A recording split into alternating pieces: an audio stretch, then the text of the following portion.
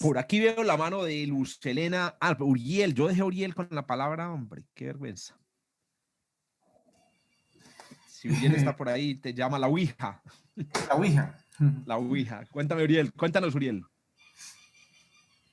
Volviendo a las ondas, ¿cierto? Las ondas. Sí, Es que claro, claro. las ondas son todo, pues.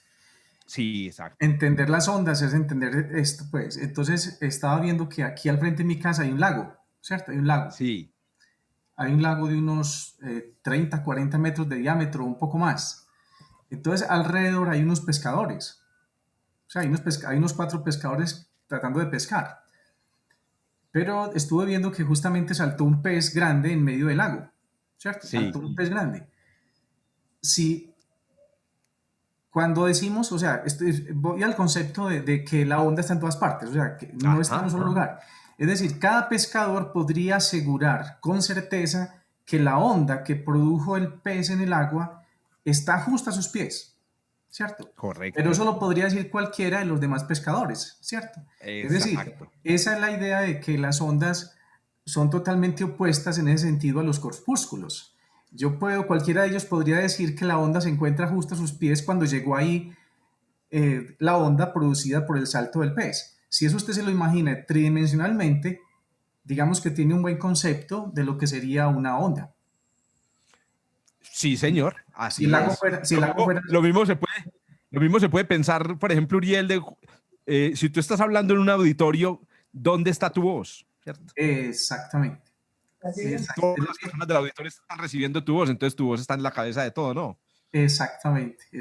Correcto. Exactamente. Lo interesante y la diferencia, sin embargo, con la función de onda cuántica es que la función de onda cuántica es todo en potencia. Es decir, cuando decimos que la función de onda, por ejemplo, del núcleo de la partícula está adentro y está afuera, es solo en potencia, ¿cierto? A diferencia del sonido, que en realidad sí se distribuye.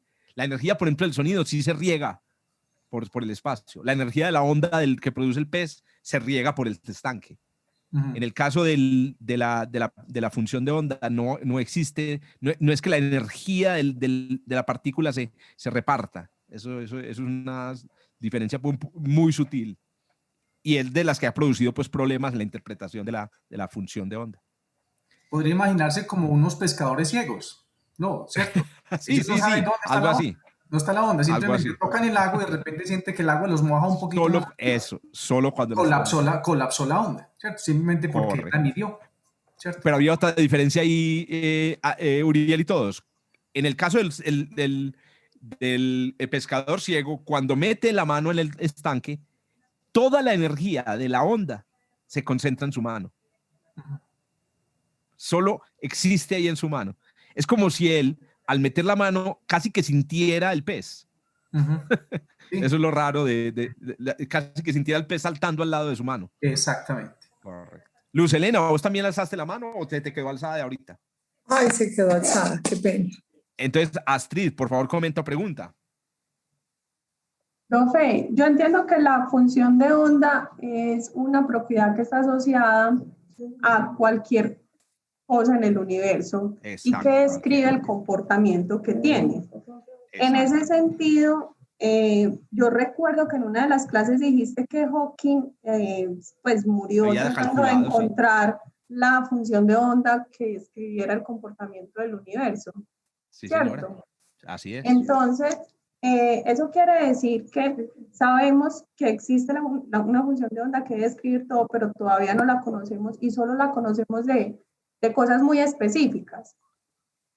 Sí, o sea, no la conocemos de todo. O sea, sí, eso es correcto. O sea, sabemos que es así, pero apenas estamos en el descubrimiento de lo de todo. Es decir, no hay como un procedimiento matemático ya estándar para encontrar la función de onda de absolutamente todo. Exacto. Hay una dificultad muy grande. Experimento y teoría que se va descubriendo. Sí. Pero hay una diferencia aquí. Aquí hay una analogía que te podría dar, es buena también. Nosotros no hemos visto todas las galaxias del universo tampoco. Todas las galaxias del universo observable, pero tenemos más o menos una idea. Y aunque no las veamos todas, esa idea es buena. Esa idea, por ejemplo, en el universo observable se sabe que existen del orden de 1 billón de galaxias. Aunque no las veamos todas, podemos estimar ese número. Entonces, lo que hizo Hawking y han hecho algunos autores es intentar estimar las propiedades de la función de onda de todo el universo. Ah, listo. Correcto. Que a propósito, déjame yo termino una cosita. A propósito, en ese sentido, hoy, 2021, se piensa que el origen del universo fue un evento de colapso de la función de onda. Es decir, y ahí uno puede pensar en un universo que básicamente pasó de un estado previo y por azar pasó a un estado diferente en un multiverso, ¿cierto? Que ya ese modelo pues completo se llama el modelo inflacionario más Big Bang y es cuántico, es un fenómeno, es un proceso cuántico. Dale, Astrid, termina tu pregunta. Y la otra es que cuando mirábamos las funciones de onda, veíamos que existían lo que se llamaban observables, que podía ser el observable de la energía, el observable de la velocidad, el observable de la posición, así lo entendí. ¿Qué otros observables hay? El momentum angular, el spin, la dirección del spin puede, es decir, casi que por cada propiedad clásica que vos entendás, hay un observable. Por ejemplo, en el caso de una onda de luz, hay un observable muy interesante que se llama el número de cuantos. De cuántos está hecho la onda de luz. De todo lo que nosotros sabemos que puede describir los objetos como los conocemos, se puede encontrar una función. Definir un observable. Sí. Y entonces esa definición es lo que yo me quedo como con la duda. Nos falta es encontrar el desarrollo matemático que diga, vea, esta es la función de onda que describe la probabilidad de cada uno de esos estados puros, o pues es que no entiendo. Sí. O sea, Pero lo decís para qué sistema. No, para todo, o sea, por cualquiera. Ejemplo, con un electrón. Un electrón. Pues para lo que sea, toca empezar a camellar para encontrar cuál es la función de onda que describe ese comportamiento del spin, por ejemplo. Eso. Entonces, ¿qué pasa? Vos coges un electrón. Tenés que poner las condiciones de cuáles son los campos que Exacto, mejor dicho, ¿cómo es el diseño de experimentos para lograr eso? Esa es la pregunta. Exacto. Astrid, ¿tú qué profesión tienes? ¿O qué actividad? Ingeniera. Haces? Ingeniera, correcto. Entonces, sí, exacto. Veo que tienes un pensamiento ingenieril y un pensamiento así analítico muy interesante. Entonces, sí, tú tienes un electrón, defines qué campo siente. Entonces dices, por ejemplo, el electrón no siente ningún campo. Vamos a poner ese ejemplo. Coges la ecuación de Schrödinger y la ecuación de Schrödinger te dice cuáles son los estados puros posibles del electrón para cualquier observable. Normalmente la ecuación de Schrödinger te da los estados puros de energía. Y una vez tienes el estado puro, el conjunto de los estados puros de energía para el electrón, entonces ya puedes describir un experimento con el electrón. Vamos a poner el electrón, por ejemplo, en un protón, para que hablemos del núcleo. Pones el protón en el núcleo atómico y entonces resolver la ecuación de Schrödinger. Esto que aquí realmente no es la función de onda de un protón específico, estos son todos los estados puros posibles del protón. Ahora, ¿en qué estado está el protón? Mientras tú no hagas una medida, el protón está en un estado de coherente, es decir, una combinación de todos ellos. Ahora, lo que pasa es que los protones en la vida real, en un experimento real, por ejemplo, en el laboratorio de John, los protones de un núcleo atómico de bario están en estados preparados. ¿Por qué están en estados preparados? Porque el bario tiene un tiempo de una semivida, entonces a continuación agregás eso al dato. Ya tenés los estados puros de energía. Ahora pensás, bueno, ¿qué pasa en un núcleo de bario? Este núcleo de bario tiene una semivida de 1 hora. Entonces, los protones deben estar posiblemente en su estado base. La mayoría de los protones del núcleo de bario están en su estado base. Entonces ya tengo el estado, la función de onda. Y a continuación vos decís, voy a hacer un experimento. Por ejemplo, voy a medir cuál es la posición del protón dentro del núcleo. Y ya tenés la función, si ya tenés la función de onda, predecís el resultado del experimento. Perfecto. Profe, sí, bueno, no sé que no es perfecto, pero es por ahí la cosa. Yo aprovecho y la tercera pregunta. Ahorita al principio de la clase comentabas que si se conoce muy bien la posición, pues en la respuesta a la trivia es porque hay una alta incertidumbre respecto a la velocidad, porque la función de onda que describe el comportamiento de velocidad es como si fuera una sumatoria teórica de ondas de diferentes velocidades, ¿cierto? Exacto, exacto. Entonces, Ahí básicamente es que cuando yo tengo la fórmula de la función de onda de la posición de un electrón, pues voy a asumir algo acá, es como de tipo sinusoidal, pero cuando yo quiero estudiar la función de onda que describe el comportamiento en cuanto a la velocidad, es como si fuera pues como uno matemáticamente ve la onda gaussiana, pues en su estructura matemática. Sí, es al revés, al revés. Cuando quieres estudiar la posición, sí, perdón, o al sabes contrario, sí. Exacto. Pero entonces es que la fórmula matemática que me describe, yo la aplico diferente dependiendo del observable que quiera analizar. Eso es correcto. Así O sea, que un solo, pues por ejemplo, el electrón tiene diferentes funciones de onda, pero no porque sean diferentes, sino porque depende de la propiedad que quieras analizar. Eso es correcto. Observable. Listo. Por eso algunos en la teoría cuántica, hoy les voy a entregar también una revista completa, un especial completo que salió Investigación y Ciencia sobre teoría cuántica para que se lo devoren también. Por eso es que en muchas de las discusiones filosóficas modernas de la teoría cuántica hay una idea de la teoría cuántica como una teoría personalizada, una teoría en la que el observador, en la que el que va a hacer el experimento prepara como la física. Es que es muy raro en la física clásica. Si yo voy a mirar dónde está Mercurio, yo no tengo que pensar, ¿qué voy a medir de Mercurio? No, Mercurio está ahí, puta, eso usted es un accidente. Cualquier extraterrestre podría obtener la misma respuesta, pero en la teoría cuántica, como tú lo has descrito en todas estas tres preguntas, la teoría cuántica, el observador y lo que pretende el observador es importante. Llegó la hora de otra de las grandes, perdón, así que te interrumpí, de otra de las grandes de la física del siglo XX. Pues me imagino Liz Meitner, algo así. Dice Meitner, lo voy a pronunciar yo en un machacao español. Bueno, esta señora no es nada más y nada menos que la descubridora de la fisión nuclear. Correcto. Lamentablemente, pues tenía un colaborador al que le dieron el premio Nobel en vez de dárselo a ella. Es una de las injusticias también que ha ocurrido, pues digamos, en la historia del siglo XX. Pero Liz Meitner hizo un descubrimiento mucho más interesante que el de la fisión nuclear. Y el descubrimiento tuvo que ver con lo que preguntaba ahorita Esteban, la emisión de electrones, el decaimiento beta. ¿Y qué descubrió? Miren, a diferencia de lo que sucede con el decaimiento alfa, póngame atención a la diferencia que es muy importante, en donde la energía de la partícula alfa que escapa es súper definida, depende de este nivel. Entonces, dependiendo de este nivel, es la energía con la que escapa la partícula. Por eso es que son líneas. O sea, todas las partículas alfa que emite el polonio 210 tienen aproximadamente 5.300 kiloelectronvoltios. Es que es la energía. En el caso del decaimiento beta no es así. Una cosa muy rara. Imagínense, por ejemplo, que usted tuviera un núcleo atómico en el cual hay una energía disponible para el decaimiento de 5 megaelectronvoltios. Hay 5 megaelectronvoltios disponibles, digamos. Pues resulta que cuando Meitner y otros midieron el decaimiento beta, se dieron cuenta de que la partícula que escapaba del núcleo no tenía 5, tenía 3. El electrón tenía 3. Después veían otro núcleo y tenía 1. Y después volvían a mediar otro núcleo y tenía 4.5.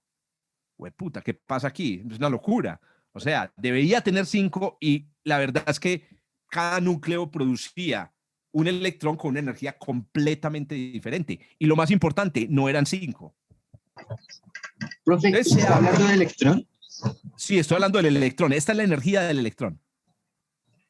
Del electrón de la radioactividad. Este no es un electrón del átomo, sino el electrón que sale de la radioactividad. Entonces se habla, en este caso, de lo que se conoce como un espectro de las partículas beta. Las partículas beta no tienen una energía, no producen una línea espectral, sino que producen un continuo, como un arco iris completo de energías. ¿Qué pasa ahí? ¿Qué se hace esa energía que no aparece en la partícula? El núcleo pierde 5 megaelectronvoltios, pero la partícula solo tiene 3. ¿Qué se hicieron estos 2 megaelectronvoltios? Qué chicharrón, muchacho tan hijueputa, el que introdujo Liz Meitner en 1911 con este experimento. Es increíble, pero uno de los más grandes físicos del siglo XX, padre también de la teoría cuántica, padre de la interpretación se atrevió a decir que esta era una evidencia de que la conservación de la energía no era válida a escala cuántica. Sí. Y me río es porque, uy, muchachos, el principio de conservación de la energía es una de esas cosas que son intocables en la física. Bueno, no se conoce desde hace mucho, se llama también el principio de Carnot, porque lo descubrió Sadi Carnot estudiando la termodinámica, lo vimos con Carnot descubrió la segunda ley, pero también descubrió la primera, que es la de la conservación de la energía. Durante todo el siglo XIX este era un principio intocable. Bohr se atrevió a decir que no, ese principio podía violarse, porque de todas maneras hemos descubierto que la energía se conserva en una olla, en un horno, pero no podemos asegurar que se conserva en un núcleo atómico. Pero este era un tiempo de jóvenes, este era un tiempo de gente que podía pensar fuera del molde. Y eso fue justamente lo que pensó el señor Wolfgang Pauli. 20 años después del descubrimiento de Meitner, este tipo se atrevió a decir, no le coman cuento a Bohr, muchachos. ¿Cómo va a ser? La energía se tiene que conservar. Si nos faltan 2 megaelectronvoltios, esos 2 megaelectronvoltios están ahí, pero no los vemos. Bueno, Pauli, pero entonces, ¿qué es? De la misma manera que Pauli tenía esta habilidad increíble para inventarse principios de la física que eran capaces de explicar un montón de cosas, aunque no sabía de dónde habían salido, este tipo se atrevió a postular la existencia de una partícula invisible. Nuestra materia oscura, como lo decía ahorita, creo, Luz Helena, nuestra materia oscura de ese tiempo, lo decía alguno de ustedes, así como el campo nuclear, es como algo que existía pero nadie lo veía, lo mismo era esta partícula. Él la llamó el neutrón. 1930. ¿Se acuerdan cuándo se descubrió el neutrón?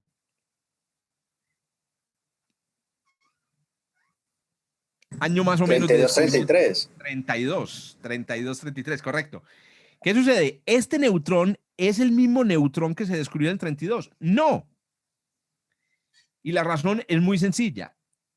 El señor Enrico Fermi, uno de los grandes de la física del siglo XX también, este es un señor que además combinaba las habilidades de un teórico con las habilidades de un experimentalista, que es muy raro. Esto no lo han tenido casi ninguno de los físicos grandes de la historia. Bohr era un teórico, Einstein era un teórico, Rutherford era un experimentalista, teórico, digamos, pero principalmente experimentalista. Pero este tipo era de los dos. Este señor es básicamente el primero en construir un reactor nuclear. Es que prácticamente santo, muchacho, santo de la ciencia y la tecnología. Bueno, este señor calculó que era imposible que llamáramos a un neutrón. La energía de esta partícula, la masa energía de esta partícula tenía que ser muy pequeñita. ¿Por qué? Porque él decía, para poder crear este neutrón, esta partícula neutra en este proceso, la energía de esa partícula, estando quieta, tenía que ser menor que 2 megaelectronvoltios.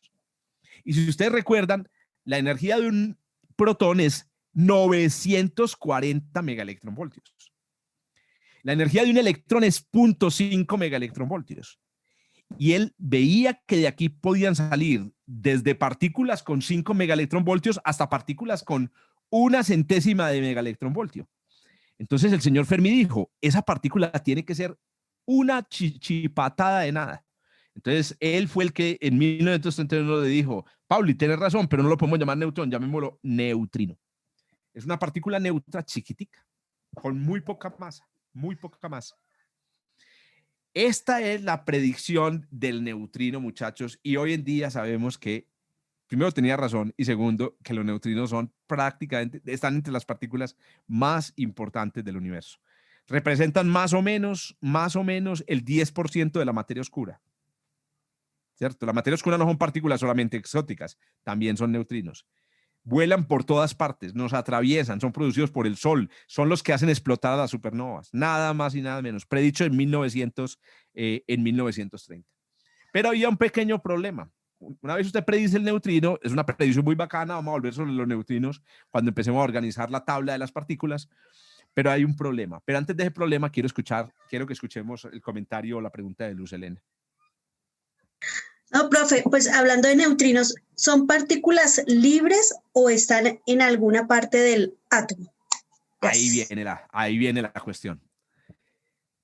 Cuando Fermi descubrió, pues, o postuló el neutrino, surgió la pregunta, ¿de dónde sale el neutrino? ¿De dónde sale el electrón del decaimiento beta? Porque miren, la partícula alfa ya sabemos de dónde sale. La partícula alfa estaba dentro del núcleo de uranio.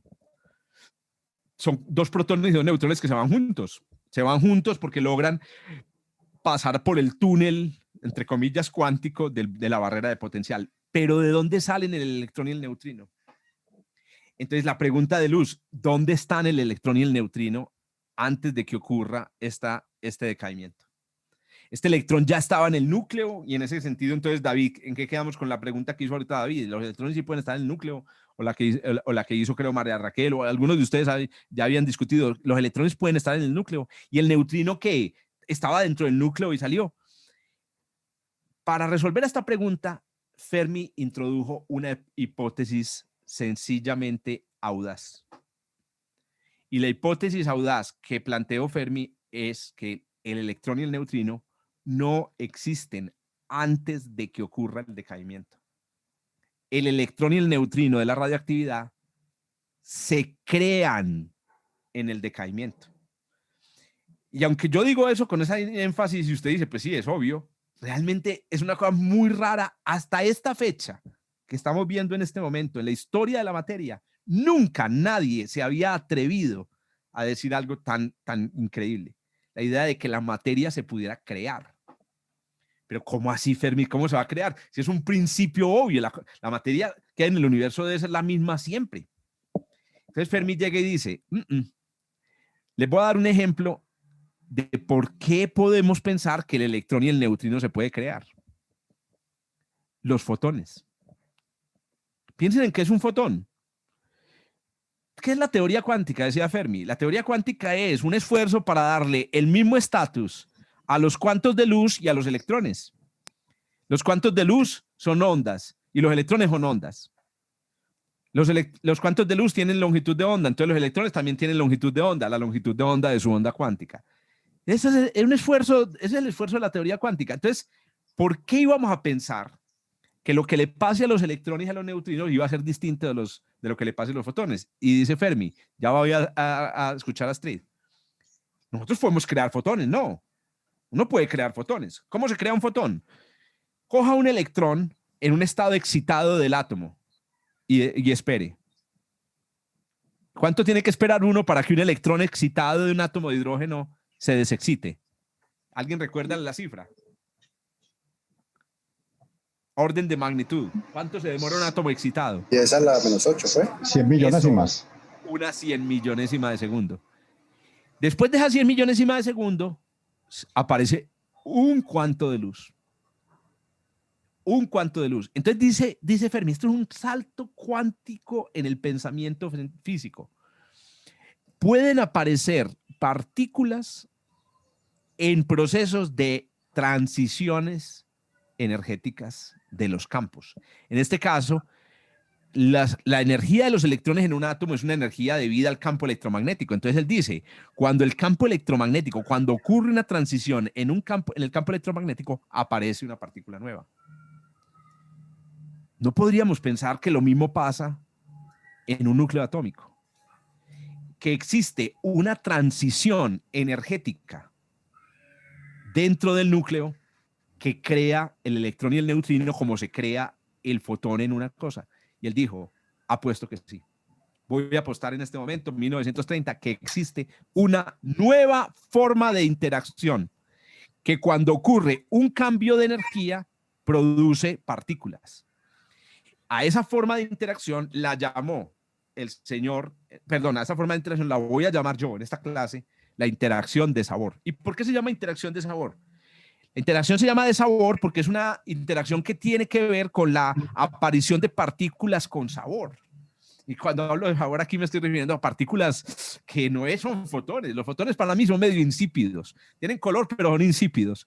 Pero ya crear un electrón, muchachos, puta, esto es una cosa muy... Pero vamos a ver más adelante que hay otra razón por la que la llamo una interacción de sabor y tiene que ver con el hecho de que esta interacción cambia la personalidad de las partículas.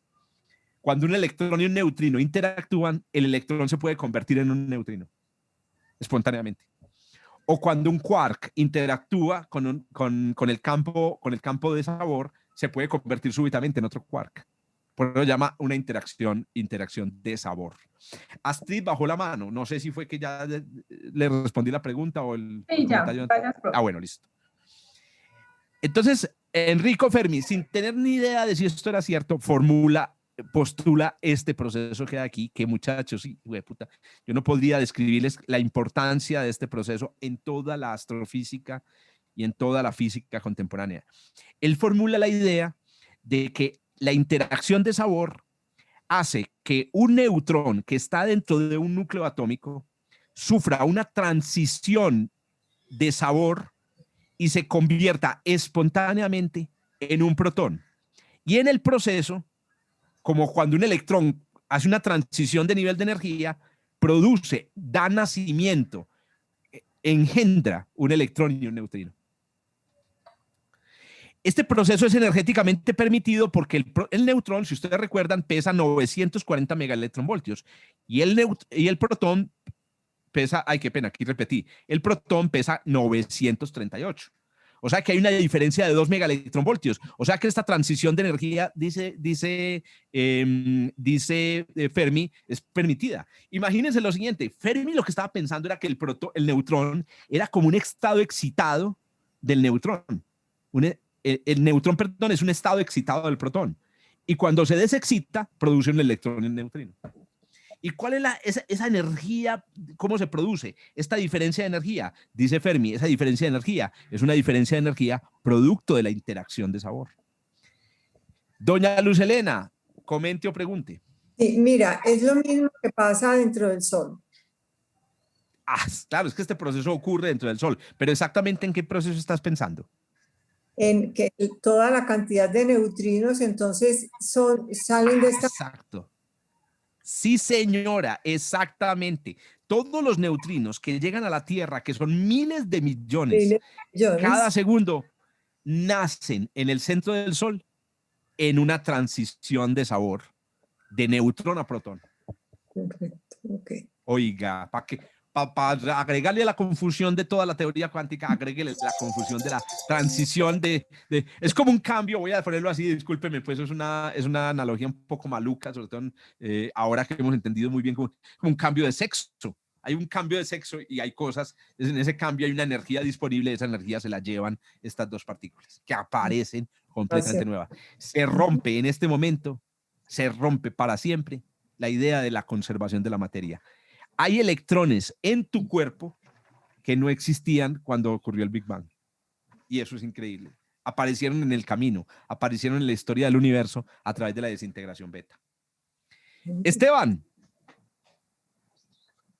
Profe, usted estaba comentando en la clase pasada que el electrón ganaba su masa a través de la interacción con el Higgs. Con el campo de Higgs. Con el Higgs. ¿Es esto está relacionado con eso? Sí, está muy no tiene nada que ver. No, está muy relacionado. El campo de Higgs es un campo central en la interacción de sabor, pero no es el campo de sabor. Campo de Higgs no es el campo de sabor, está relacionado, pero no es exactamente igual. Vamos a hablar del Higgs y pues vamos a contar un poco cuáles son las propiedades del Higgs. O sea que la masa de esos electrones aparece después, no entiendo, estoy confundido. Ah, bueno, entonces miren, como los campos son importantes, entonces ¿qué campos hemos conocido? Ahorita lo voy a enumerar. Campo electromagnético, el campo nuclear. Y ahora tenemos un nuevo campo, el campo de sabor. Pues el campo de Higgs es un cuarto campo. ¿Cuál me falta? Ustedes saben que hay otro campo. Ahí me falta otro. Otra vez, campo electromagnético, campo nuclear, campo de sabor, campo de Higgs, y me falta otro. Gravitacional. El campo gravitacional. Pero hay un problema. El campo gravitacional no se sabe si es un campo. Es un campo. Hoy en día sabemos que el campo gravitacional es el espacio-tiempo. Pero una cosa es el espacio-tiempo y otra cosa es un campo. ¿Por qué? Porque lo vamos a ver la próxima. Los campos son entidades cuánticas. Es decir, están cuantizados, su energía está cuantizada, pero el espacio-tiempo es continuo. El hecho de que me quedó perfecto a la mano, el hecho de que este quinto campo no haya podido integrarse y volverse un campo realmente, es lo que se conoce como el problema de la unificación. No hemos podido encontrar o determinar si el espacio-tiempo realmente es un campo. Porque si lo fuera, muchachos, sería muy distinta la física, pues sería muy distinta la teoría de la gravedad. La teoría de la gravedad de Einstein sería una apariencia de lo que realmente ocurre, y es la existencia de campos cuánticos, de un campo cuántico que se llama el campo de gravitación. Entonces lo incluyo aparte. Estas 5 cosas son las 5 campos fundamentales. Algunos hablan de las 4 fuerzas. ¿Por qué? Porque no incluyen el Higgs. Y en realidad el Higgs no se considera una fuerza fundamental porque no obedece unas reglas matemáticas. Pero a mí, sinceramente, muchachos, me parece que no es correcto. El campo de Higgs es uno de los campos más importantes del universo. Tienen que incluirlo. Inclúyanlo en su juego mental de los campos más importantes del universo, el campo de Higgs. De hecho, profe, que hiciste un dato ñoño de ese campo de Higgs. Claro, por favor, Matthew, danos el dato ñoño. Ay. Bueno, acuérdese, nos dice Miguel, pregunta, hermano. Bueno, antes de la pregunta de Miguel, espérate, Miguel. Sí. Quiero darles otra cosa para pensar.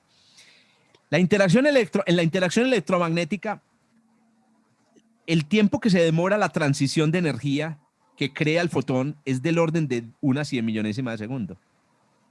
Oh, my God. En el campo de sabor, la transición que da lugar al electrón se demora 10 minutos. 10 minutos, 600 segundos. O sea que es 10.000 millones de veces más lenta. Esta transición es...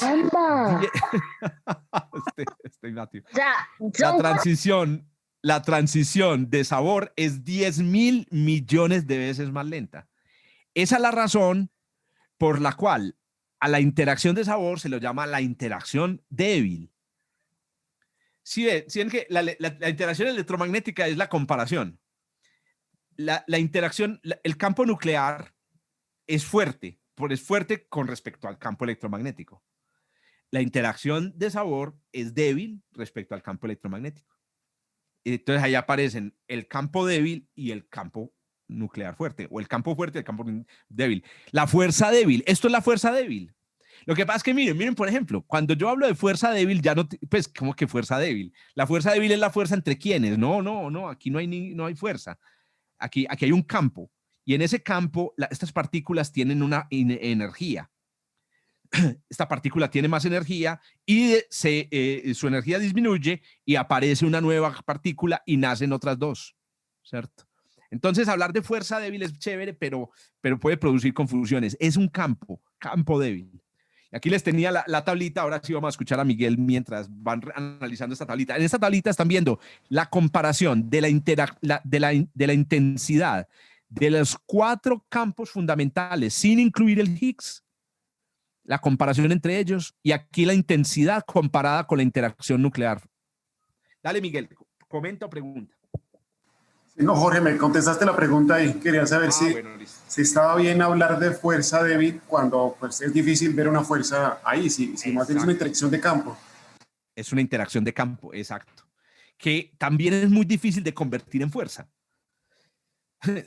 La fuerza electromagnética se convierte en fuerza facilito, por eso tenemos cursos de teoría electromagnética, pero la fuerza fuerte ya es más difícil. Les dije ahorita, el campo fuerte es más complicado, y ya cuando uno llega al campo débil, ya la cosa se vuelve muy jodida. Recuerden, ¿saben qué es el campo débil? Es una volteada de chupas, como dicen por ahí vulgarmente, o es un cambio de sexo. Va una partícula por un lugar y siente el campo débil y súbitamente, ¿qué pasó? Te convertiste en un neutrino. Ay, marica, ¿cómo? Sí, eso es el campo débil. Un cambio de sabor. Eso produce el campo débil. Por eso es que se dice en todos los libros de divulgación que el campo débil es el responsable de la desintegración radioactiva. Eso no es preciso. El campo débil solo es responsable de la desintegración beta. Pero el campo nuclear fuerte es responsable de la desintegración alfa, que es un escape de una partícula alfa de un campo nuclear. Entonces, no es que todas las desintegraciones radioactivas las produzca el campo débil, solamente las desintegraciones beta menos son las que produce el campo débil. Don Esteban, pregunte o comente. No, profe, disculpe, dejé la mano. Entonces miren, el campo nuclear fuerte es 100 veces más intenso que el electromagnético. Y el campo débil, ¿cuántas veces es menos intenso que el electromagnético? 1000 veces. 1000 veces menos intenso. Es 100 el campo fuerte, 1000 el campo. Pero miren la gravedad. Por Dios. La gravedad es la interacción más débil del universo, la más débil de todas. Y aún así, resulta que como la interacción fuerte solo llega hasta un Fermi, la interacción débil solamente llega hasta unos cuantos Fermis de distancia, y hasta menos, perdón. Llega a distancias menores, inclusive la interacción débil llega a distancias menores. Y la interacción electromagnética es positiva y negativa, entonces se puede apantallar. El protón produce un campo eléctrico, pero el electrón se lo apantalla. Entonces, la única fuerza que realmente actúa a distancias astronómicas es esta pecueca de fuerza. ¿Se imaginan cómo sería el universo, la expansión, las galaxias, donde esta fuerza fuera 1 billón, 1 cuatrillón de veces más intensa? El universo se expandiría en milisegundos, o las galaxias se formarían en nanosegundos, pues pucha, ¿cierto? Y obviamente la vida sería una cosa muy diferente, muy diferente. Es un misterio cosmológico. El valor de estos números es un misterio cosmológico. No hay ninguna explicación de por qué estos números son así. Es una cosa que está dada ahí. Algunos dirían, ahí está la mano del arquitecto, del Dios de Spinoza está ahí está el Dios de Spinoza metido en... Otros dicen, no, lo que tenemos es ignorancia. Esos números no se pueden explicar ahora, pero más adelante, espera, más adelante. Hoy en día hay teorías que muestran que estos números cambian con la temperatura y han demostrado que estos 3 números, cuando se calienta mucho un gas, pueden llegar a ser casi iguales. Solamente han descubierto eso, no saben por qué. A eso se lo llama una teoría de gran unificación. Cuando estos 3 números se hacen casi iguales, se cree que hubo una etapa durante el Big Bang en el que estos 3 números eran casi iguales. Y si estos 3 números eran casi iguales, no había distinción entre estos campos. Eran casi iguales. La misma fuerza. Correcto, eran como la misma fuerza. Exacto. Pero esta, muchachos, no. Para que sea igual a esta de acá, se necesita. Se habla del tiempo de Planck, pero el tiempo de Planck no existió. Eso es un vicio viejo de la relatividad general. No existió el tiempo de Planck. El universo nació en una inflación o un proceso cuántico similar a la inflación. Bueno, ya vendrá un curso de cosmología que espero que ustedes se tomen un buen curso de cosmología y se van a gozar todo lo que han aprendido en este curso. Bueno, en realidad, después de este curso, ustedes cogen bien los cursos de astrofísica estelar, de astrofísica planetaria, porque ahí se utiliza toda la física de la materia que hemos visto hasta aquí. Astrid, ¿vas a hacer un comentario o una pregunta? Una preguntita rápida. Sí, señora. La partícula beta son electrones, pero los creados por desintegración. Exacto, los creados. Solamente creados eso. por desintegración. Gracias. Sí, exacto. Listo. Bueno, llega la hora de introducir una nueva categoría de corpúsculo, de partícula. Y esa nueva categoría de corpúsculos fue descubierta indirectamente por las técnicas desarrolladas por la señora María Sklodowska y su marido. Si ustedes recuerdan, cuando estuvimos hablando del descubrimiento de la radioactividad, el descubrimiento de la radioactividad se hizo gracias a lo que se conocían como electrómetros de alta precisión, aparatos que eran capaces de medir cargas eléctricas microscópicas. Básicamente, eso se debe a que descubrió María Sklodowska la radioactividad carga el aire de electricidad. Es el fenómeno de la cámara de niebla. Pasa una partícula alfa y deja un rastro de carga. Esa carga que deja la partícula alfa forma goticas cuando hay un vapor saturado. Pero si no hay vapor saturado, ¿qué hace? Se nota en un electrómetro, en un dispositivo muy sensible para medir carga. Resulta que en el año 1909 se hizo un experimento, bueno, en el año, entre el 9 y el 11 se hicieron experimentos que respondían a la pregunta que hizo al principio de esta clase el señor Uriel. Esa radioactividad, esa electricidad producida por la radioactividad es la misma en todas partes, o hay lugares del planeta que son distintos. Entonces, en la historia aparece Theodor Wolff, que descubrió que si ponía el electrómetro en la cima de la Torre Eiffel, había un cambio respecto a la cantidad de electricidad radioactiva que había en el piso. Correcto. Y este señor Domenico Pacini confirmó ese resultado, pero debajo de la superficie. Y miren lo que descubrieron estos dos señores. Y esta es la respuesta a la pregunta de Uriel. Debajo de la Tierra es menor. Y en la cima de la Torre Eiffel es más grande.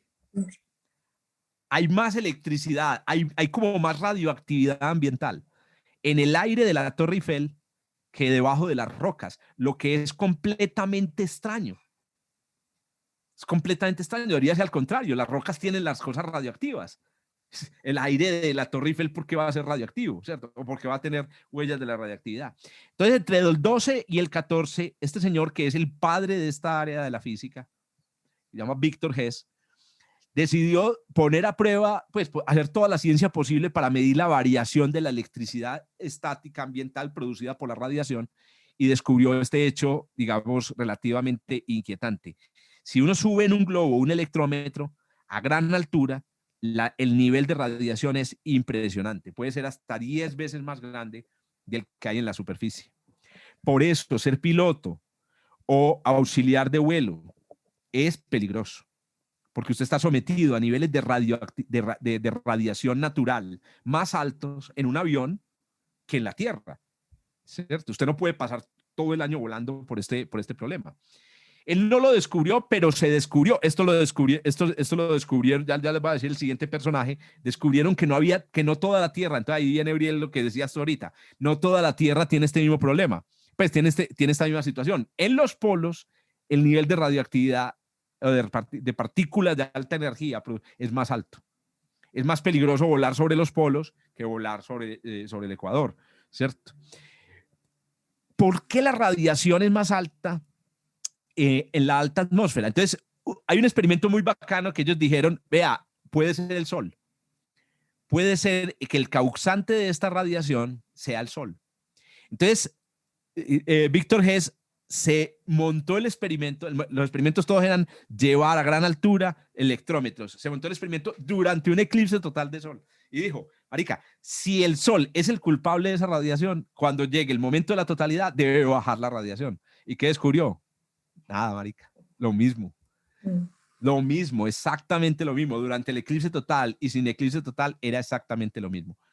Esto llevó a Víctor Hess a formular la hipótesis de que la radioactividad que se estaba percibiendo en la parte alta de la atmósfera venía del espacio.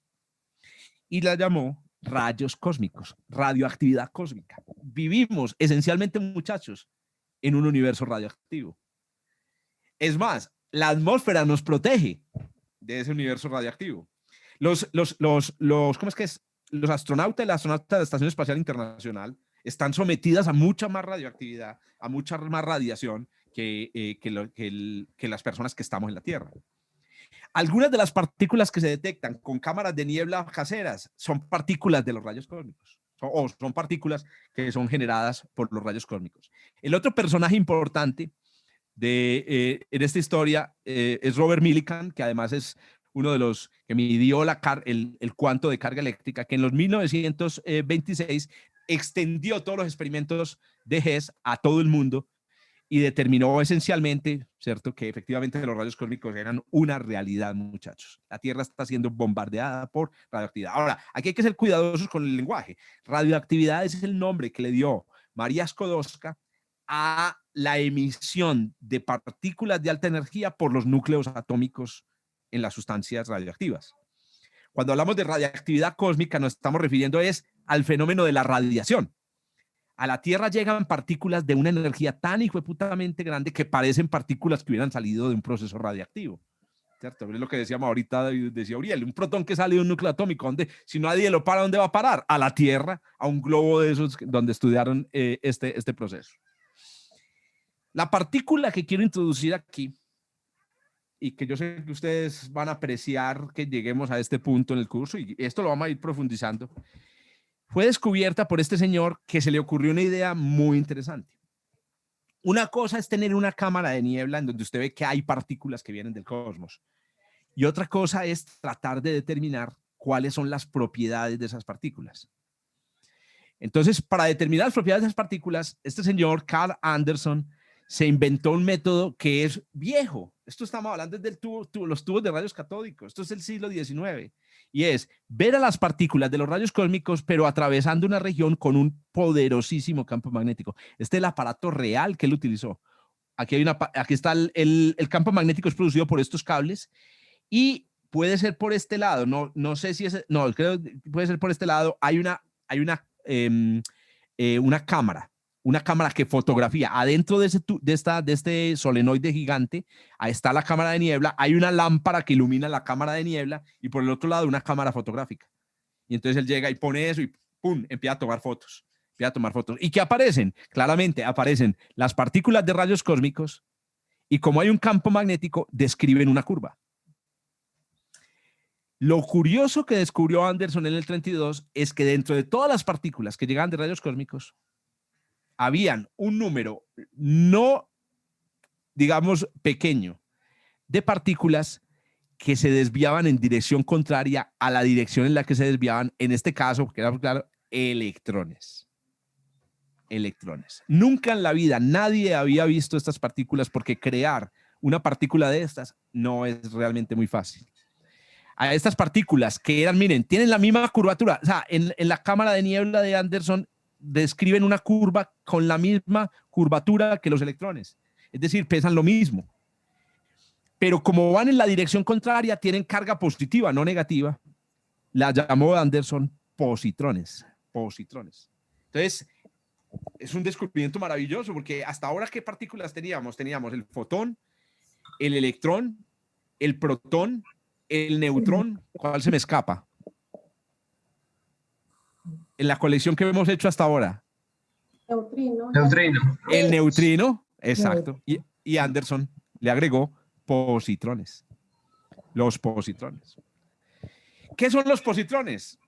No, nada, partículas de rayos cósmicos idénticas en masa a los electrones, pero con carga positiva. ¿Y cómo se producen? ¿Cómo se produce un puto positrón? Exacto. Eso. Les cuento que el primer positrón, bueno, el primero no, porque pues, digamos que la primera conciencia de que habían positrones en un proceso en el laboratorio. Bueno, antes de eso quería mencionarles que estos dos compartieron en el 36 el Premio Nobel de Física por el descubrimiento de los rayos cósmicos y el descubrimiento del positrón. Ahí tienen otro premio Nobel en la historia de la materia. Las primeras personas en descubrir un positrón en el laboratorio fueron estos dos personajes, ¿cierto? Irene Curie y Frédéric Joliot, su esposo. Estos fueron los primeros en crear un positrón en el laboratorio. Y miren por qué. ¿Se acuerdan que yo recorto las reacciones? Bueno, ahora les las voy a mostrar.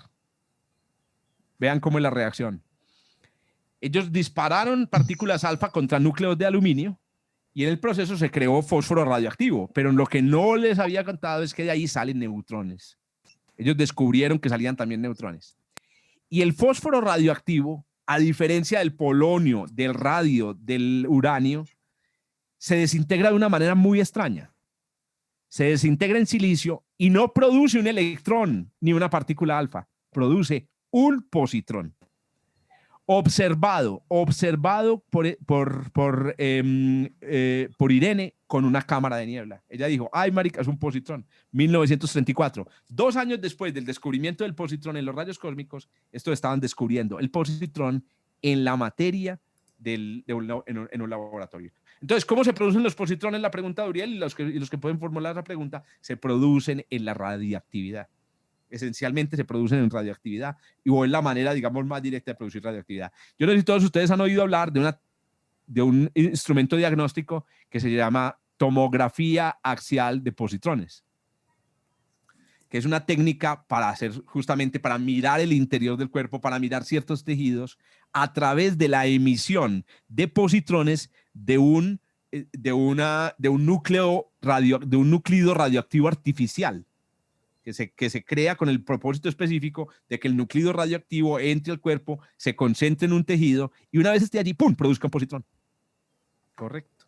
Doña Astrid, pregunte, mija, o comente. La dejé levantada, qué pena. No, tranquila. Auriel, tú tienes la mano levantada, sí. Sí, profe. Yo recuerdo que esto salió cuando yo estaba por ahí en 10º grado hace muchos años y yo me tocó explicar eso y yo no tenía ni la más remota idea de que era un positrón, ni mucho menos un tomógrafo hacia el computerizado, y ahí me salí como pude, pero entendí, digamos, un poco como que eso existía. Eso existía. Correcto. La pregunta ahora es, o sea, ¿cómo esto no da como la idea de que existen obviamente partículas con cargas opuestas, por lo tanto la idea de antimateria, ¿cierto? Por la idea de antimateria, ¿cierto? Sí, claro. Resulta que todos ustedes creo que también saben que el positrón es la antipartícula del electrón, pero la idea de la antipartícula y de la antimateria es una idea teórica. Es una idea completamente teórica que debemos al señor Paul Dirac. Y que vamos a comentar la próxima sesión. ¿De dónde vino la idea teórica de la antimateria? Y de la identificación del positrón como la antimateria del electrón. Porque una cosa que no hemos mencionado es, que yo seguramente pues ya, no, sí lo hemos mencionado porque aquí pues hemos hablado de muchas cosas sin necesidad de haber seguido un orden, y es que los positrones tienen una propiedad muy particular, pero muy particular. Y es que si interactúan electromagnética y débilmente con un electrón, desaparecen. Desaparece el positrón y desaparece el electrón. Ahora, como ya Fermi abrió la ventana a que las partículas podían crearse, ¿por qué no desaparecer también? La desaparición de un electrón y un positrón en interacción es similar a lo que sucede con un fotón cuando llega a un átomo y la energía del fotón es transferida al electrón y el fotón desaparece. Ese cuanto desaparece. Lo mismo sucede aquí. Cuando el positrón interactúa con el electrón, desaparecen el positrón y el electrón, y la energía en que queda en 2 fotones. A ese proceso se lo llama aniquilación. Y se lo considera especial. ¿Pero por qué va a ser especial? Nada, es una transformación de unas partículas en otras. ¿Qué especial va a ser? Pero esa idea es una idea que fue explicada posteriormente teóricamente y condujo al concepto de antimateria. Entonces, como tú dices, Uriel, ya para terminar ahí, existe protón, antiprotón, neutrón, antineutrón, ¿cierto? Quark, antiquark. Sí, van a existir de cada partícula. Sonia, comenta, pregunta.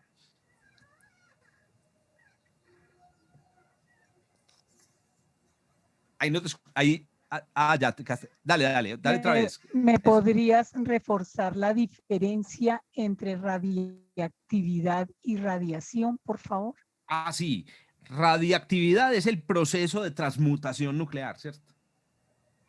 En la radiactividad se produce partículas de alta energía, electrones, positrones, partículas alfa y rayos gamma. Todas esas partículas de alta energía se las llama convencionalmente radiación ionizante. Todas las partículas de alta energía se llaman radiación ionizante. Entonces, los rayos cósmicos son radiación ionizante, pero su origen no es la radioactividad necesariamente. Cuando tú coges un pedazo de uranio, te expones a radiación ionizante procedente de la radiactividad. Cuando te tomas una radiografía de la cabeza, te expones a radiación ionizante, pero esa no es radiactiva, son rayos X producidos en un aparato de rayos X. Produce rayos X por un mecanismo de choque. Radiación es la forma de partículas de alta energía y radioactividad. Bueno, miren una cosa muy curiosa. Vamos a ver, aquí viene la tarea, pues, la tarea no, el experimento de esta semana. Perdón, antes de responder a Luz Helena, déjenme explicar esto para que le echen cabeza. Este es el experimento de esta semana, que no es un experimento, sino un juego.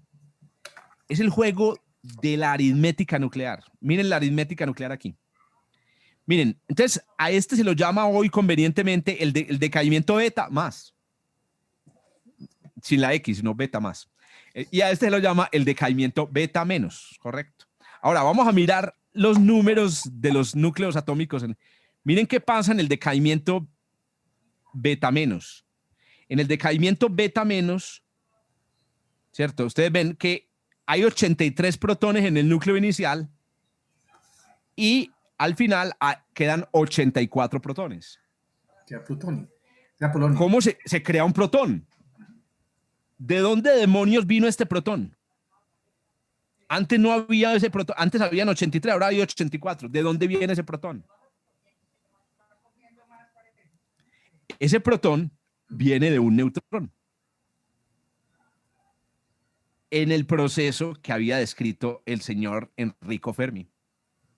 Entonces, Fermi explica el decaimiento beta. Ya lo había explicado, pero vuelve y lo explica aquí, como un proceso en el cual, y aquí venimos a la pregunta que hizo Esteban al principio, el bismuto 214, a ver, ¿cuántos neutrones tiene? 214 menos 83, la resta. Exacto.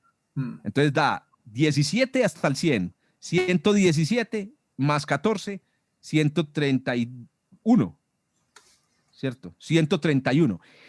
El bismuto tiene 131 neutrones. Uno de esos neutrones, por la interacción de sabor, por el campo débil, ¡pum!, súbitamente se convierte en un protón. Entonces pasa de 83 a 84. Pero miren que al pasar de un neutrón a un protón no se modifica el número de partículas, ¿cierto? El número de partículas se mantiene. Hay 200. Lo que pasa es que aquí ya no hay 131 neutrones, sino 130. Correcto. Eso es el decaimiento beta menos. Vamos a ver al decaimiento beta más. ¿Qué pasa con el número de protones en el decaimiento beta más?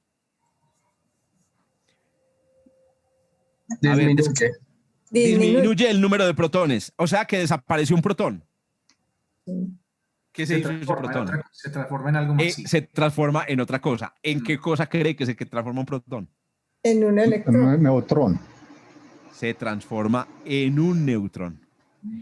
Es que el protón y el neutrón, atención a eso, son niveles de energía del campo débil. Son la misma cosa, pero distinto nivel. Entonces, usted puede pasar de neutrón a protón o de protón a neutrón. Claro, lo que pasa es que este es en reversa. ¿Por qué en reversa? Porque el neutrón tiene más energía. Bueno, si están quietos. Para que ocurra este proceso en reversa, se necesita que en este núcleo el protón que se convierte en neutrón tenga mucha energía.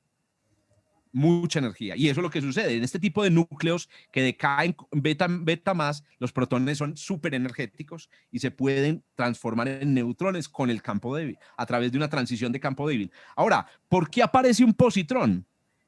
La razón, pónganle atención, tiene que ver con el hecho de que las transiciones de energía no son transiciones de carga eléctrica. Miren las cargas eléctricas. El neutrón es neutro. Y aquí a este lado, ¿qué hay? Una partícula positiva y una negativa. Entonces esto también es neutro. Ahora veamos aquí. El protón es positivo y el neutrón es negativo. Entonces la partícula que tiene que salir aquí tiene que ser positiva. Si ustedes aprendieron a sumar las tablas de multiplicación y aprendieron a hacer el algoritmo de la división, les digo que todavía les falta más aritmética. Nos llegó la hora de aprender una nueva aritmética. Se llama la aritmética nuclear. Y todo ser humano del siglo XXI tiene que saber aritmética nuclear. Si usted sabe dividir por 3 cifras, ¿cómo no va a saber la aritmética nuclear? Esta es la aritmética nuclear, muchachos, de la transformación beta. La aritmética nuclear. Prepárense pues porque vamos a hacer un jueguito esta semana, como les digo, y necesito que entiendan bien la aritmética nuclear. Entonces, ¿quién se inventó la aritmética nuclear? Se la inventó nada más y nada menos que el señor Soddy, claro, este es el mago, muchachos. La aritmética nuclear está contenida, está digamos, formulada en una cosa que se conoce como la ley de desplazamiento radioactivo nuclear. Perdón, Uriel y Luz Helena, que los tengo hace rato con la mano levantada. Luz Helena, por favor. No, listo. Uriel, ¿te ibas a comentar? No, yo pensé que voy a seguir. No, profe, entonces, pongan cuidado. Lo que pasa es que yo tengo la duda sobre los positrones. Los positrones se encuentran en los rayos cósmicos y artificialmente los han creado. En la naturaleza se encuentran, o sea, la naturaleza me refiero a nuestro planeta Tierra, nuestro entorno próximo. Sí se encuentran porque hay núcleos naturales que se desintegran con beta más. Entonces sí, y en las estrellas, por ejemplo, en las supernovas, se forman núcleos radioactivos que se desintegran con beta más. Entonces sí, los positrones también aparecen. Lo que pasa es que, claro, como tienen esta, digamos, antipatía con los electrones, desaparecen muy rápidamente. Por ejemplo, en el centro del Sol se están creando permanentemente billones de positrones. Billones. la mayor parte, atención a este dato, de la energía térmica del Sol viene de la aniquilación de positrones. Hágame el hijo de puta favor. La mayor parte de la energía que usted recibe del Sol es aniquilación de positrones. Okay, pero profe, es un proceso tan... Sí, dale, Lucelena. No, pues la otra pregunta es que la verdad este tema sí es muy nuevo para mí, entonces yo estoy confundida con si hay un electrón, hay un positrón, si hay un neutrón, hay un antineutrón, entonces si hay un átomo, ¿cuál es la antítesis? Hay un antiátomo. Sí, de verdad. Hace poco hicieron uno. Yo digo, eso es para mi ciencia ficción. Y ciencia ficción prácticamente. En el CERN hay un laboratorio que hace antihidrógeno y han estado haciendo experimentos de espectroscopía. Es el espectro del antihidrógeno igual al espectro del hidrógeno. Han descubierto que es casi idéntico. Creo que han logrado fabricar artificialmente antideuterio. Es muy difícil hacer, por ejemplo, un núcleo de anticarbono, porque los protones y los neutrones hay que manejarlos con pinzas, los antiprotones y los antineutrones hay que manejarlos con pinzas, ni con pinzas, porque las pinzas son de hecho protones y neutrones, entonces se aniquilan. Entonces es muy difícil, pero se han hecho antiátomos. Podría haber una antilucelena, pero imagínense para hacer una si es difícil hacer una lucelena. Y si lucelena, no, deje así, hacer una antilucelena, no hay manera, podría haber, pero no hay procesos que logren crear cantidades significativas, aunque les cuento, hasta el tiempo en el que yo leía divulgación en los años 80 y 90, todavía existía la posibilidad de que existieran regiones del universo ricas en antimateria, ricas en estas antipartículas. Hoy se sabe que eso está completamente descartado, serían muy bullosas. Si usted tuviera una antigalaxia en algún lugar del universo, estaría rodeada de un halo de aniquilación que se vería desde cualquier lugar del universo. Entonces, lamentablemente ya no existen, sino por procesos así, digamos, muy esporádicos. Efímeros. Efímeros, gracias. Esa es la palabra. Don Uriel. ¿Cómo entonces, o sea, si estas, digamos, estas partículas que se pueden llamar antipartículas, electrones y positrones, pero se crean positrones para ambientes de laboratorio, digamos en tomógrafos axiales, ¿cómo carajo se aíslan esos positrones para que no se aniquilen con los electrones, obviamente, que se va a encontrar en todas partes? ¿Cómo se puede, cómo es el proceso, cuál es el proceso para usted evitar para manipularlos, para evitar que se aniquilen? Porque una vez que se aniquilen, pues es obvio que lo que aparece de ahí es luz, aparecen fotones, y por eso las placas reflejan, digamos, el camino que lleva la glucosa en el cerebro, digamos, ya diste la respuesta, Uriel. Es que nosotros no detectamos, en un tomógrafo no se detecta el positrón, sino el resultado de su aniquilación. Sí, pero antes de que se aniquile, ¿cómo se conserva? Entonces, venga, ya viene. Okay. Entonces, miren, en la ley de desplazamiento te indica la regla de cómo un elemento se convierte en otro de acuerdo a la radiación que emite. Entonces, la regla dice, si el decaimiento es beta menos, el número de masa no cambia y el número de neutrones aumenta. Perdón, aquí el número de protones aumenta, ¿cierto? Si el decaimiento es beta menos, aparece un protón. Pero si el decaimiento es beta más, aparece un neutrón. Primera regla del desplazamiento, la primera regla de la ley de desplazamiento. ¿Cuál es la explicación? Esta, véanlo aquí. Para que aparezca un nuevo protón, se tiene que producir un electrón. Para que aparezca un nuevo neutrón, se tiene que producir un positrón. ¿Listo? Entonces, teniendo en cuenta esto, vamos a ver, primera prueba para la tarea es hacer esto, pero a gran escala. Mientras que a gran escala no. Son por ahí 6 o 7 reacciones nucleares súper importantes en astrofísica. Se llaman el ciclo CNO. Bueno, entonces, a ver, vamos a ver esta. ¿Cómo se llama este isótopo? Tritio. El tritio. Eso, ahí Uriel, Sonia y eso. Muy bien. El tritio. El tritio sabemos que se desintegra con beta menos. Entonces, hágame el favor y me dice qué núcleo se produce con la desintegración beta menos.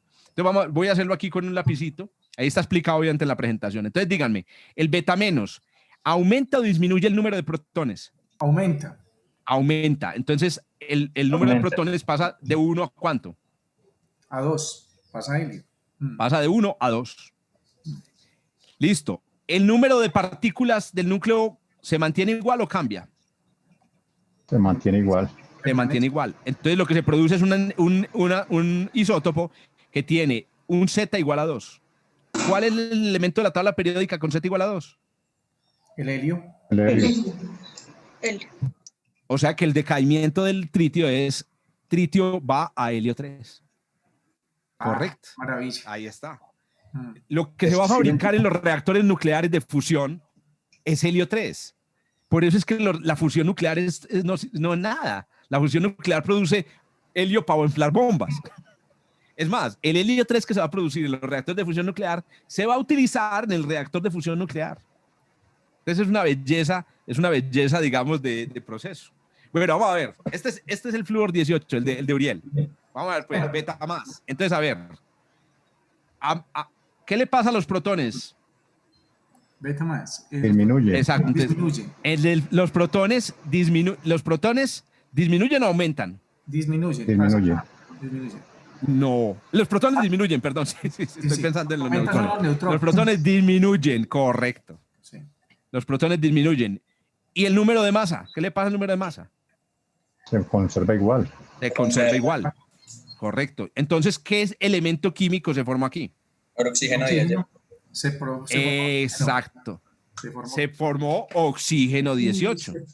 ¿Sí o qué? Es decir, la transmutación que ocurre aquí es una transmutación de flúor a oxígeno. Entonces, aquí está la respuesta de Uriel. Uriel, a ti te inyectan glucosa que tiene flúor 18, fabricado en el ciclotrón de la empresa de John. Sí. La glucosa va y se fija en tejido cerebral, en la neurona. Allá, el flúor espontáneamente se transmuta en oxígeno, que es completamente inocuo, pues es oxígeno.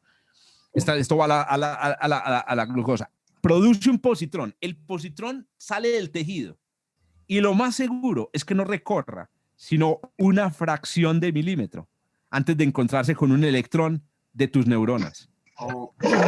Se aniquila, produce 2 fotones y esos 2 fotones salen en direcciones opuestas. Y hay un detector de fotones que detecta la simultaneidad de los 2 fotones y su energía y dice, haya una desintegración. Logran triangular de dónde venía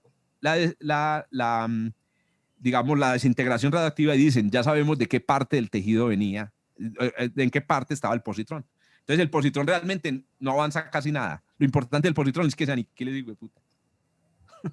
Don Esteban, comente. Mientras van haciendo este ejercicio.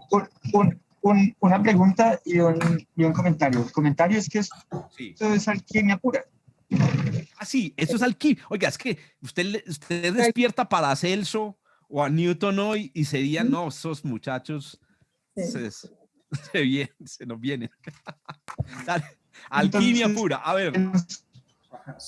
Entonces me preguntaba que esta es la progresión de la tabla periódica. Así es como la materia es básicamente. No, porque mira que esta no es química. No, esta no es química, esta es física nuclear. Y la física nuclear ocurre en el universo para crear los isótopos estables de la tabla periódica. Estos procesos sí explican las proporciones de isótopos, pero no explican la tabla periódica. ¿Por qué hay los elementos que hay? Bueno, uno de los artículos que les quiero dejar para la lectura esta semana se llaman elementos superpesados y tiene que ver con cuántos elementos podrían existir en la naturaleza. Hemos llegado solamente, ¿cuál es que es el último? Hola. A ver, el último es el último es el uranio, el 92. Mapa conceptual, sí. No, el último que hemos descubierto en la tabla periódica en laboratorio. 118. En laboratorio. El 118. ¿Qué es el? Qué pena. A mí me gusta mucho es porque tiene nombre de organesón, ¿cierto? El organesón me parece al orgasmastrón de Woody Allen. El organesón es el último elemento. Podrían haber elementos no de 118, sino, por ejemplo, con número de masa 325. Y esa sí es una pregunta que tiene que responder la física nuclear. Bueno, ¿cuánto les dio aquí? ¿Qué elemento sale aquí? Es un nitrógeno. Nitrógeno. ¿Por qué? Porque si es beta más, disminuye protón. Disminuye protón. Entonces aquí sale nitrógeno. Este oxígeno 15 también es utilizado en el diagnóstico médico se crean isótopos de oxígeno 15, se meten en glucosa y eso permite encontrar dónde se está consumiendo el oxígeno 15, ¿cierto? Y así podemos hacer entonces este tipo de cosas de tomografía por emisión de positrones con flúor 18. Hay que hacer el comentario, profe, también hay que, ¿por qué glucosa? ¿Cierto? ¿Por qué glucosa? Es que las neuronas son felices comiendo glucosa, ese es su alimento, ¿cierto? Claro, todos los tejidos, digamos, del cuerpo humano, pues obviamente producen ATP a partir de sustancias, de azúcares, pero como dice Uriel, hay tejidos más exigentes.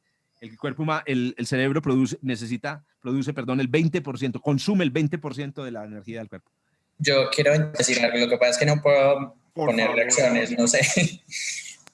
Pues no solamente es la flúor desoxiglucosa la que se utiliza, pues por ejemplo hay algunos derivados de PSMA, que es un antígeno prostático que también pues aprovecha el mismo mecanismo como de demanda de la sustancia, y ahí sí, por ejemplo, se puede detectar por ejemplo, cáncer de próstata. Hay otros que, por ejemplo... Como aquí este se ve que es un hombre, y ahí están detectando justamente emisión de lugares especiales ahí. Ajá, hay otras moléculas, por ejemplo, análogos de dopamina, que permiten, por ejemplo, determinar Parkinson.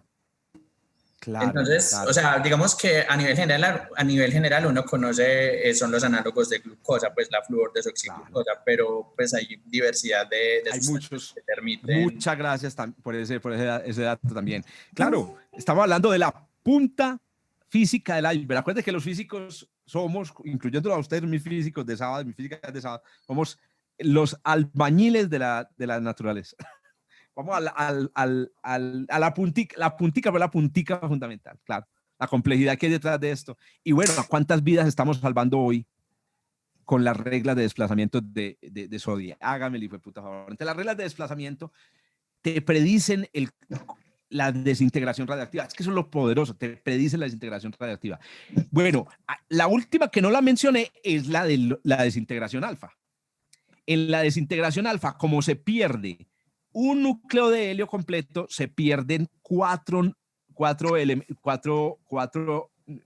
unidades del número de masa y se pierden 2 protones. Entonces usted puede describir. En la desintegración gamma, por el contrario, no se pierde ninguno. No la hemos mencionado, pero la desintegración gamma simplemente es que cuando ocurre la desintegración beta, los protones y los neutrones del núcleo hijo quedan excitados y se desexcitan. Y en la desexcitación producen radiación gamma. Entonces la radiación gamma en la radioactividad no solamente puede producir por aniquilación, sino también por desexcitación, desexcitación. Esto ha llevado... sí, perdón, dale. Perdón. Sí, Uriel, dale. No, yo tenía la mano levantada, pero igual esa radiación gamma, entonces, como no se están perdiendo masas, ¿cierto? Solamente se están desexcitando los niveles energéticos, lo que están enviando son fotones de altísima energía. Exacto. Eso. De los niveles, ¿se acuerdan? Del pozo del campo nuclear. Esos niveles, esos cambios. Entonces hay una espectroscopía de gamma, donde vos podés mirar un núcleo atómico y mirar sus líneas espectrales y saber entonces cómo es la estructura nuclear. Un núcleo radioactivo inestable en realidad puede sufrir. Pues hay un canal de desintegración básico. Por ejemplo, el uranio 238, que es causante de la radioactividad en las rocas, básicamente se desintegra emitiendo partículas alfa en torio 234. Esto fue lo que descubrió Marie Curie. ¿Cierto? Marie Curie y su esposo Pierre Curie. Pero el torio también es radioactivo. La radioactividad del torio la descubrieron otros. La descubrieron los Curie y se desintegra en paladio. Ahora, lo hace muy rápido. Miren, el uranio 238 tiene una semivida de 4.500 millones de años. Pero el torio radioactivo, producto del uranio 238, solo son 24 días de semivida. El paladio es inestable. En minutos se desintegra en uranio 234 y así sucesivamente. Si ustedes miran los tiempos aquí, se dan cuenta de que en un tiempo que básicamente es comparable con el número más grande de todos los que hay aquí. Miren todos los números que hay aquí. ¿Cuál es el número más grande de todos estos números? De todas estas semividas, ¿cuál es la más grande? La del uranio. El uranio 238. La del uranio 238. Entonces, a esto que se le llama la cadena de decaimiento radioactivo del uranio, se resume de la siguiente manera. Uranio 238 decae ¿en qué? No decae en torio, no. El uranio 238 decae en plomo 206. ¿Y qué produce? 1, 2, 3, 4, 5, 6, 7, 8 partículas alfa. Y 1, 2, 3, 4, 5, 6 partículas beta. Si ustedes hacen la cuenta, a ver, mi apreciado Uriel, usted que es nuestro vademecum de números atómicos, dame el número atómico, por favor, del plomo. El plomo es 83. 83. Si ustedes hacen la cuenta... Perdón, 82. Si ustedes hacen la cuenta, miren, 8 partículas alfa, ¿cierto? 8 partículas alfa corresponden a una disminución de ¿cuántos protones? Cada partícula alfa tiene, recuerden, 2 protones y 2 neutrones. Entonces, ¿cuántos protones pierde? Con 8 por 16. 32. 32. No, van a ser 8 por 2, 16, no. 16. Pierde 16 protones. Correcto. Pero hay 6 desintegraciones beta. Que pierde... Y eso suma y resta. Suma y resta.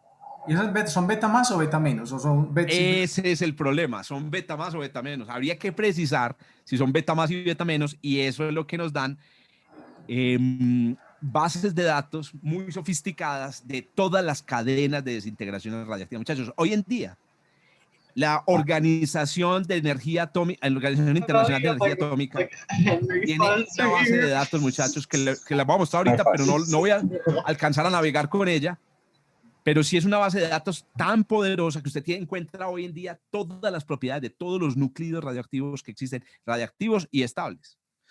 Bueno, lo cierto es que estas cadenas de decaimiento de uranio 238 a plomo 206, y vean otra, de uranio 235 a plomo 207, son la base de una de las técnicas analíticas más importantes que existen en la geofísica y en la astronomía planetaria, que se llama la datación con núcleos radioactivos o con núcleos radioactivos. ¿Cómo funciona, antes de darle la palabra aquí a Esteban y a Sandra? ¿Cómo funciona Entonces, miren qué pasa. Si usted tiene una roca donde hay uranio 238, con toda seguridad hay uranio 235. El uranio 235 está en una proporción más o menos del 0.2%. Entonces, en esa roca, con el tiempo va a empezar a aparecer plomo 206 y plomo 207 que no existía en la roca. Pero miren cuál es el punto. Resulta que el tiempo de la semivida del uranio 238, la semivida es mucho más larga que la semivida del uranio 235. El uranio 238 tiene una semivida de alrededor de 4.500 millones de años, mientras que el 235 tiene una semivida de aproximadamente 700 millones de años.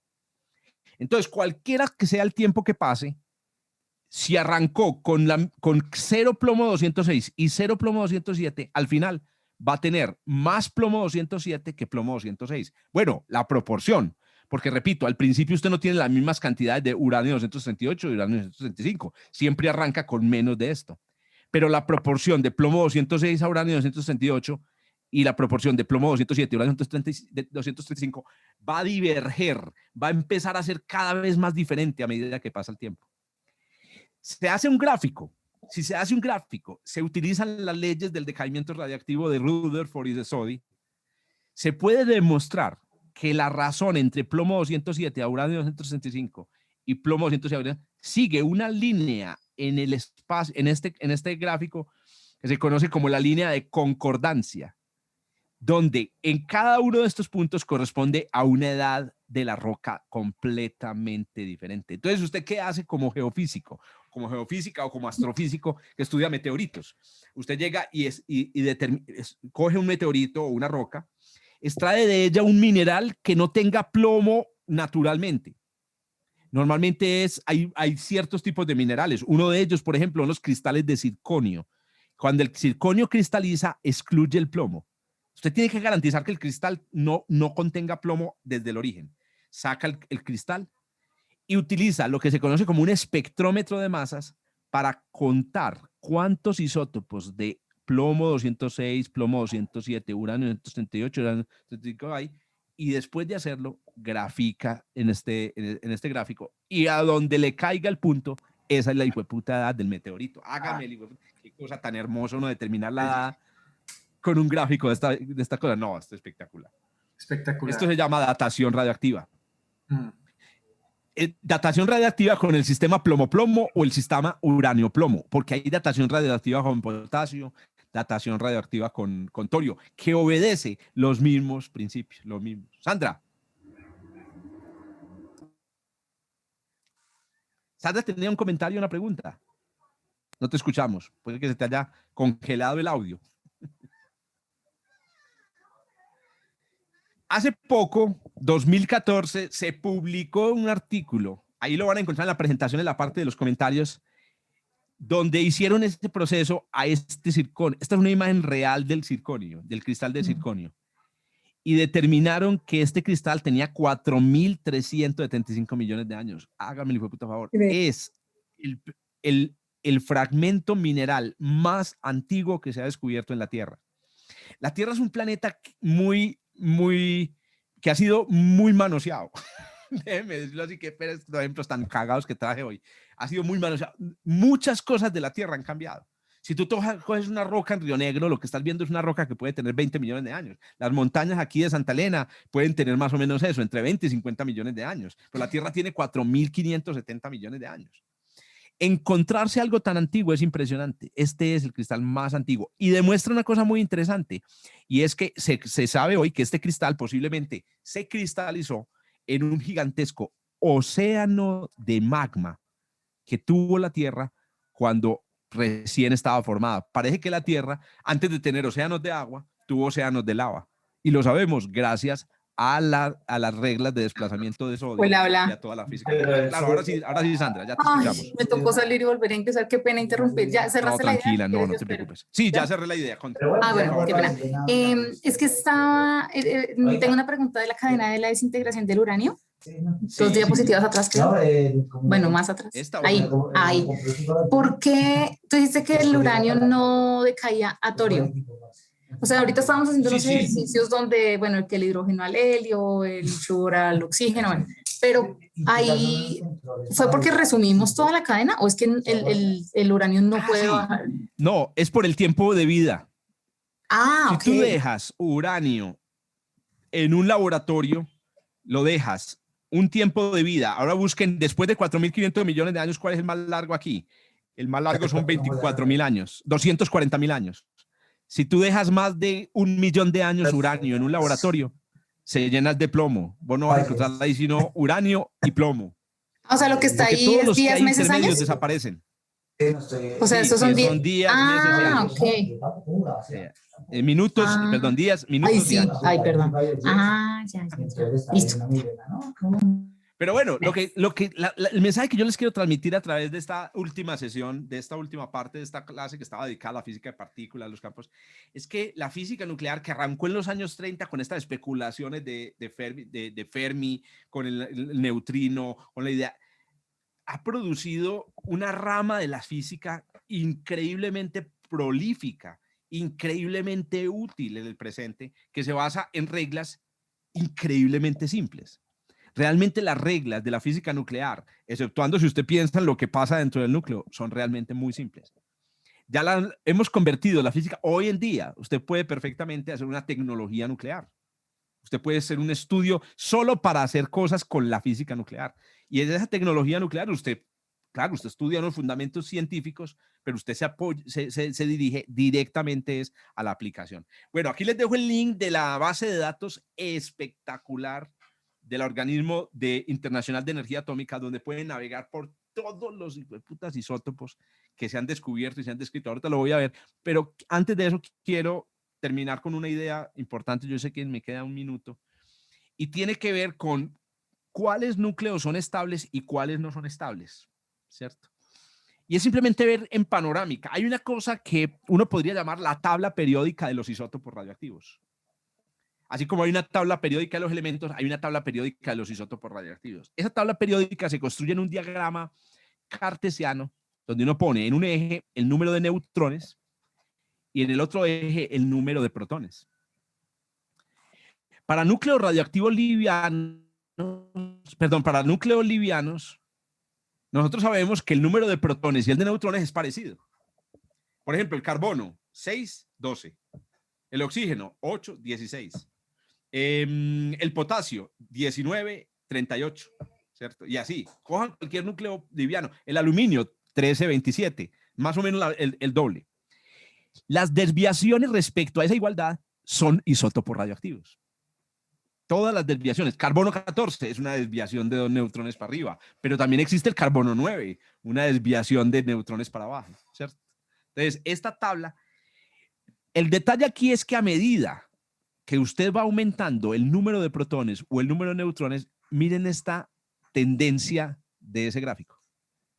La tendencia de ese gráfico es a salir de esa línea recta. Es decir, los núcleos más pesados que tienen más protones tienden a tener más neutrones de la cuenta. Un exceso de neutrones. Un exceso de decaimiento beta negativo. Debería tener un exceso de decaimiento beta negativo. En realidad, en este gráfico, todos los puntos que ustedes ven aquí negros son núcleos estables. O sea que en realidad hay núcleos estables. Por ejemplo, un núcleo estable pesado. A ver, por ejemplo, el hierro que tiene 56. El hierro 56, perdón, es que el hierro es de 26. Bueno, hierro 26 tiene 56 partículas, o sea, tiene 30 neutrones. Se desvía de esa regla. Entre más protones, esta es la regla, muchachos, que yo quiero que ustedes recuerden siempre, como mis física nucleares de sábado.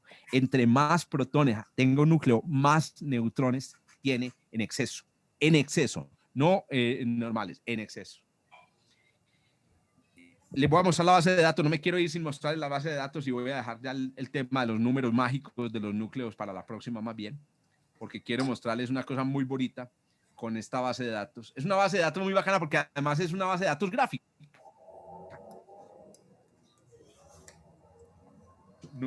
Núcleos radioactivos, y te permite ver esto justamente que les estoy contando. Eso, aquí está, mírenla aquí, este es el gráfico de núcleos radioactivos, donde miren, aquí el color indica el canal de desintegración radioactiva. Entonces aquí está alfa, ¿cierto? Beta menos, beta más, emisión de protones, emisión de neutrones, y hay otros procesos, y finalmente los estables. Si usted se acerca, usted va a poder ver cada uno de los núcleos y cuál es el núcleo estable. Miren, por ejemplo, aquí están los isótopos del neodimio. Aparece su tiempo de vida media, y si le hace clic, puta marica. Digo, puta, con zoom se le... Y si hace clic sobre uno de los núcleos, usted puede saber, por ejemplo, todas las propiedades del núcleo. Doña Sandra, comente mientras el computador le da la gana de responderme. Listo. Tiene que ver con la frase. Sí, que entre más protones tenga, pues tiende a tener neutrones de más. Esa es la razón por la cual esos elementos, digamos, entre más avanzamos en la tabla periódica, son más inestables. Eso es correcto. Ok. Claro, ¿qué pasa? Miren que el gráfico comienza, esto que tiene forma como de que esto es un chorizo, no sé, es un renacuajo, un pescado. Esto comienza en el hidrógeno y termina. Miren que hay un punto un elemento a partir del cual ya no hay isótopos estables. ¿Sí lo ven? El último elemento con isótopos estables, algo aquí, es según esto, el plomo. El plomo es el último elemento que tiene isótopos estables. Del plomo en adelante, todos los elementos tienen, los isótopos de todos los elementos son inestables. Y vamos a ver aquí en este extremo de acá, en la punta del pescado, ¿qué elemento nos encontramos? La punta del pescado nos muestra el organesón, véalo ahí. Ahí está el organesón 294, del cual solo se ha descubierto un isótopo, el organesón 294. Pero quería mostrarles también, voy a hacer aquí una búsqueda. Si yo busco aquí, por ejemplo, carbono 14, que normalmente se escribe 14C.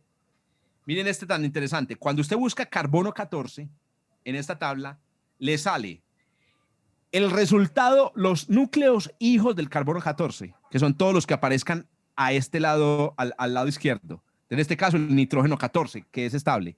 Pero también le aparecen los núcleos padre. Los núcleos que se pueden desintegrar para formar carbono 14. Ok. Voy a darle clic sobre el carbono 14 y aquí abajo les van a aparecer todas las propiedades del carbono 14, inclusive un diagrama de niveles de energía de protones y neutrones en el carbono 14. Yo no creo que haya algo en el mundo subatómico mejor conocido a la fecha que los núcleos atómicos. Y yo me imagino que todos los extraterrestres tienen este dominio.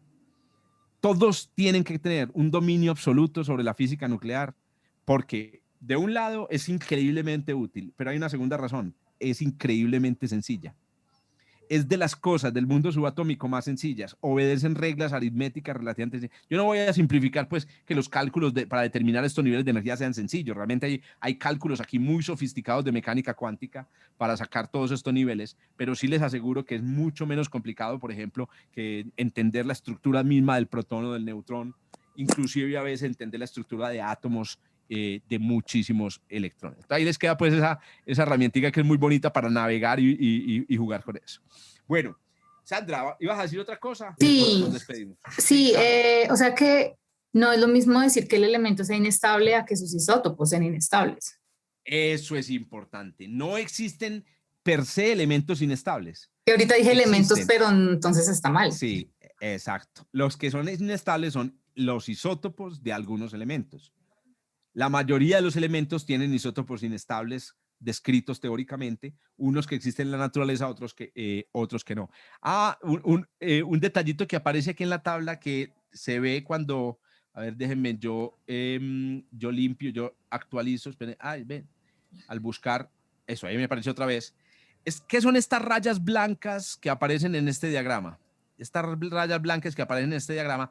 Oiga, otra cosa muy curiosa que va descubriendo uno al ir estudiando la materia es que se da cuenta de que la historia de la materia comenzó con 4 elementos. y el esfuerzo que era descubrir las piezas de la Extralandia se ha ido descomplejizando. Si Empédocles naciera hoy, diría, ustedes están mirando fuera del tiesto como mierda, que es toda esa proliferación. Hombre, si antes lo que buscábamos era la simplicidad.